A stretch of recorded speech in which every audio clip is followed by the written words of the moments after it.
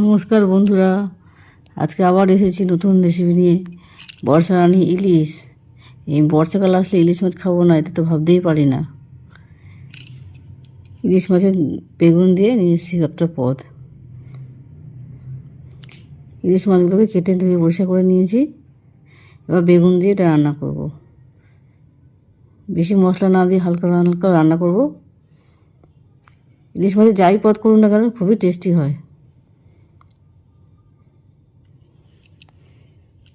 কড়ার মধ্যে তেল বসিয়ে দিয়েছি। এবার মাছটাকে নুন হলুদ দিয়ে ম্যারিনেট করে রেখে দিচ্ছি।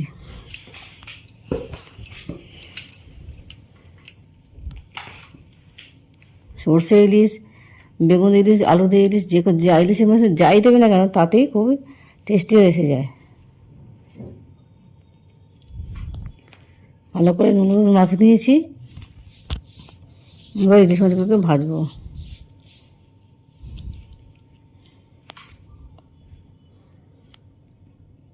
ইলিশ মাছকে এমনি তেল বেরিয়ে যেতে বেশি তেল দেওয়ার দরকারই হয় না।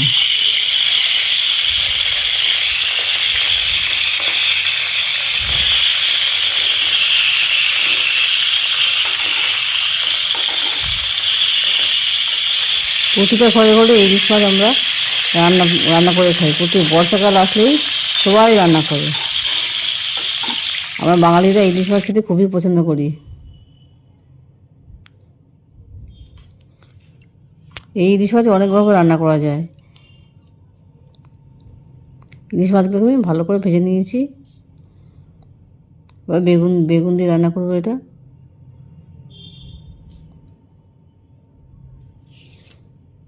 ইলিশ মাছে কোনো কিছুই ফেলা যায় না। এই লেজটা দিয়ে, ইলিশ মাছের লেজ দিয়েও আলাদাভাবে আমি ভর্তা বানিয়েছি, এরপরে দেখাবো আমি। বেগুনগুলোকে একটু ডুমো ডুমো করে কেটে নিয়েছি। এবার কালো জিরা ফোড়ন দিলাম, কালো জিরা তেজপাতা ফোড়ন দিয়ে দিলাম। দিয়ে বেগুনটাকে ভালো করে ভাজবো।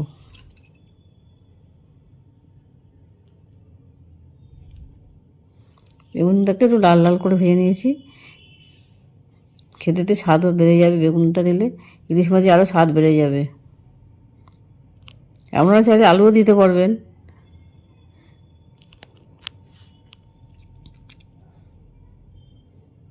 এবার অল্প করে পেঁয়াজ দিয়ে দিলাম। পেঁয়াজ কুচিয়েছিলাম, সেই পেঁয়াজটা দিয়ে দিলাম।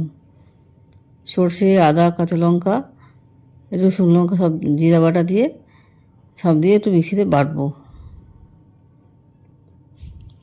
একটু ভাজা ভাজা হয়ে গেলে পেঁয়াজটা, হলুদ দিয়ে দিলাম আর বাটা মশলাটা দিয়ে দিলাম।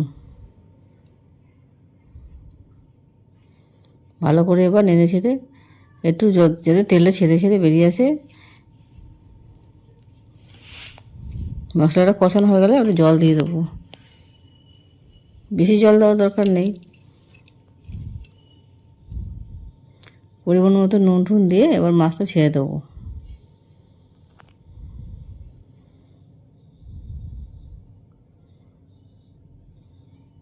মাছটা একটু ফুটতে দিতে হবে। বেগুনটা একটু পরে দেবো। মাছটা ফুটিয়ে উঠলে বেগুনটা একটু পরে দেবো। বেগুনটা তো ভাজা হয়ে গেছিলো, এমনি নরম হয়ে গেছে।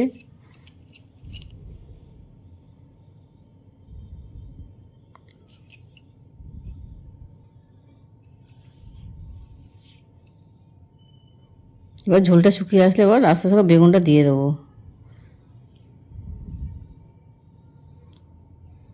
প্রায় মাখা মাখা করে নিয়ে আসতে হবে। ঝোলটা শুকিয়ে এসে মাখা মাখা করে নিয়ে আসতে হবে।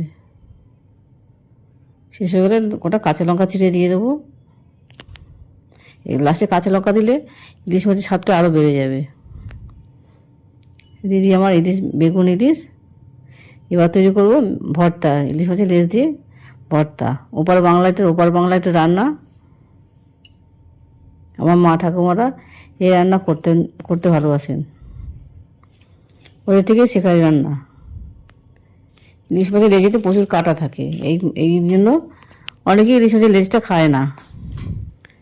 এটা কাঁটা বেছে এর মধ্যে ভর্তা হলে এই স্বাদটা আরও বেড়ে যাবে। আর সবাই, ছোটো বড়ো সবাই ভালো করে খাবে। লেজাগুলো ভালো করে নুন হলুদ মাখিয়ে দিয়েছি, মিশিয়ে একটু কড়া করে ভেজে নেব।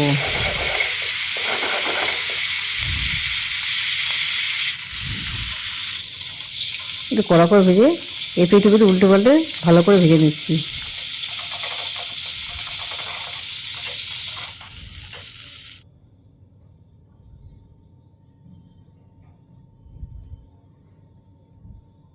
ভর্তাতে আমরা শুকনো লঙ্কা ফোড়ন দিই, শুকনো লঙ্কা পেঁয়াজ, সেগুলো আবার পরে দিচ্ছি আমি। মাছটা একটু কড়া করে ভেজে নিয়েছি। এবার শুকনো লঙ্কাটা একটু ভালো করে তেল দিয়ে, ওই তেলেই মাছের তেলে দিয়ে ভেজে নেবো। লাল লাল করে ভেজে নেবো যাতে হাত দিয়ে ভাঙা যায়।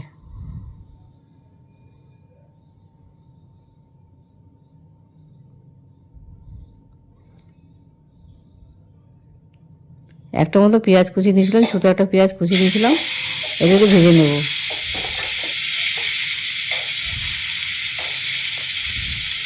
কাঁচা পেঁয়াজও আর কি ভর্তা খায়, কিন্তু আমরা পেঁয়াজটা ভাজলে আরও আরও মানে আমার ভালো লাগে খেতে। বিশেষ করে ভর্তা আর কি কাঁচা পেঁয়াজ কাঁচা লঙ্কা দেয়। এবার কাটা ছাড়াবার পালা। ভালো মতো কাটা ছাড়াতে হবে, যাতে একটা যাতে কাটা না থাকে। লিচিতে প্রচুর কাটা থাকে।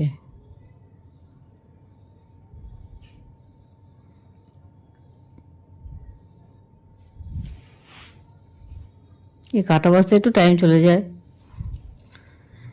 অনেকে শিলে বেটে নেয়, শিলে বেটে কাটা বার করে দিতে পারে।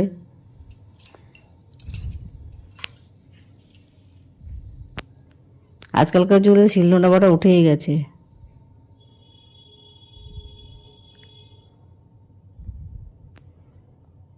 তিনটে লেজের ভালো মতো কাটাগুলো বেছে নিচ্ছি হবে।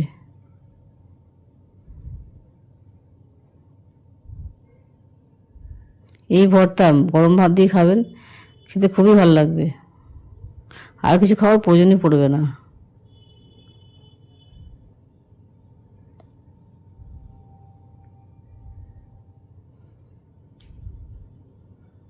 ওপার বাংলা এই ইলিশ মাছের লেজে ভর্তা প্রায় লোকে খেয়ে থাকে। এবার পেঁয়াজ যে ভেজেছিলাম আর লঙ্কাটাকে ভেজেছিলাম, একটুখানি ভালো মতো গুঁড়িয়ে নিয়ে ভালো মতো মিশিয়ে দিচ্ছি। পেঁয়াজ আর লঙ্কা ভালো মতো মিশিয়ে নিয়েছি। এবার মাছ ভেজেছিলাম যে একটাও কাটা নেই, ওর মধ্যে এগুলো দিয়ে দেবো।